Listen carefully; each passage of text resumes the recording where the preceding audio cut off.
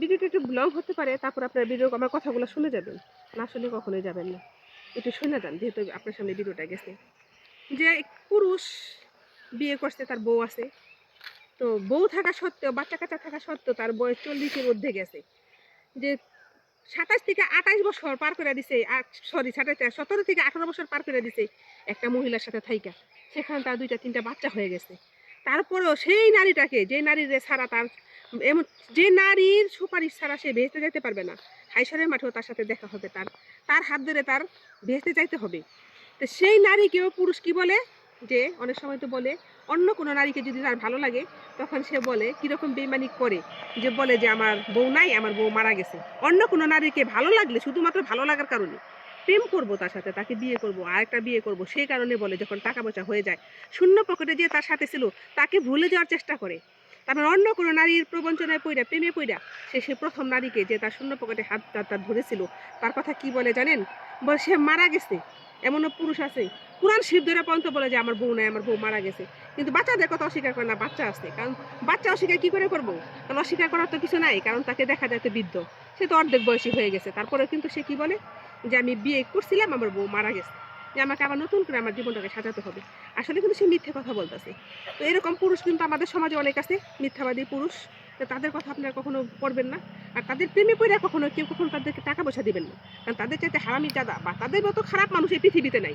তারা হচ্ছে কি জানেন, এই দুনিয়ার সেই রাক্ষস তারা। এই দুনিয়ার মধ্যে সবচেয়ে বদসুরত মানুষ হচ্ছে তারা। সবার আগে নরকে যাবে তারা, দুজকে যাবে তারা, জ্বলবে তারা, মরবে তারা, ঠিক আছে? এরকম মানুষ। আপনি হয়তো বলতে পারেন, তুমি কেন এটা নিয়ে ভিডিও বানালা? আমার এটা নিয়ে ভিডিও বানানোর কারণ হচ্ছে, আমার লাইফে, অর্থাৎ আমার জীবনে এই পর্যন্ত 107 জন মানুষ বলছে তার স্ত্রী মারা গেছে। কিছু কিছু মানুষ আছে তারা কোরআন শরীফ ধরে পর্যন্ত বলছে তার বউ মারা গেছে। কিন্তু পরবর্তীতে আমি তাদেরকে মনে করেন, আমি হয়তো বলতে পারি তুমি কি গোয়েন্দা? হ্যাঁ, আমি এক ধরনের গোয়েন্দা, গোয়েন্দাগিরি করছি অনেকের সাথে, এবং গোয়েন্দাগিরি করে তাদেরকে বের করছি যে তাদের বউ আছে, এমনকি বাচ্চা কাচ্চা আছে, ছেলে মেয়ে বড় হয়ে গেছে, তারপরে তারা আরেকটা বিয়ে করতে চায়। কেন করতে চায়? ঘরে কি শান্তি নেই? অবশ্যই শান্তি আছে। আসলে কি জানেন, এই চোখ, তাদের চোখ দুটো এতই খারাপ, এতই জঘন্য, যে তারা তারা এক নারীতে তারা আসক্ত থাকতে পারে না, তারা নানান নারীতে আসক্ত হতে চায়। তাদের মতো খারাপ মানুষ এই পৃথিবীতে নেই। তারা হচ্ছে আমাদের সমাজের নর্দমার কীট, বুঝছেন না? তাদের মুখে থুতু মারেন, তাদের মুখে জুতাও যদি মারেন, তারপর তাদের শরম হবে না। তাদের মতো খারাপ বজ্জাত মানুষ এই পৃথিবীতে নাই। আমার এই কথাগুলা, কারণ 107 জন মানুষের থেকে আমাদের 7টা মানুষ বেরিয়েছে সত্যিকারের, যার নাকি সত্যি সত্যি বউ মারা গেছে। আর বাকি 101 জন মানুষ বের হচ্ছে যাদের বউ আছে, বাচ্চা আছে, ফ্যামিলি আছে, সংসার আছে। কিন্তু আমি কিন্তু এই 10টা বছরের মধ্যে আমার এই ছেলেটারে নিয়ে আমার বাড়িতে থাকি, আমি একা। তার জন্য মানুষ আর কি আমাকে আমাকে আমার সাথে প্রেম করার জন্য শুধুমাত্র 108 জন 7 জন মানুষ আমাকে বলছে যে তাদের বউ মারা গেছে, এই পর্যন্ত আর কি। 107 জন 8 জন মানুষের থেকে আমি কিন্তু মাত্র 7 জন মানুষ পাইছি বউ মারা গেছে, আর বাকি সবাই কিন্তু বউ আছে। তো তাদেরকে আমি ধিক্কার দিই, আপনারা তাদেরকে ধিক্কার দিবেন। হ্যাঁ, এরকম মেয়েও আছে যাদের স্বামী নাই, তারা কি করে মানুষের কাছে, স্বামী থাকতো মানুষকে বলে যে আমার স্বামী নাই। তাদের মতো খারাপ মানুষ এই পৃথিবীতে নেই। ডিভোর্স না হলেও বলে ডিভোর্স হয়ে গেছে, আমি একটা বিয়ে করব।